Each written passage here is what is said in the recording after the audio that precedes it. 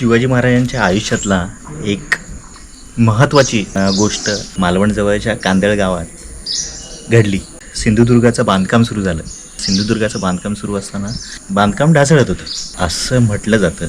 रामेश्वराचा साक्षात्कार शिवाजी महाराजांना झाला आणि स्वप्नात येऊन त्यांनी सांगितलं की इथे माझं स्थान आहे, तर इथे येऊन माझ्या पिंडीचा शोध घ्या. शिवाजी महाराजांनी मग पुष्कळ शोध घेतला, पण त्यांना जसा साक्षात्कार झाला होता त्याप्रमाणे पिंडीचं काही ठावठिकाणा लागत नव्हतं. त्या दिवसांमध्ये इथे असं दिसलं की ना एक गाय एका पर्टिक्युलर ठिकाणी रोज जाऊन तिथे तिचा पाना सोडत होती आणि दूध बरोबर त्या जागेवर पडत होतं. मग तिथे शोधल्यानंतर तिथे रामेश्वराचं शिवलिंग खोदल्यानंतर मिळालं आणि मग त्याची स्थापना इथे झाली.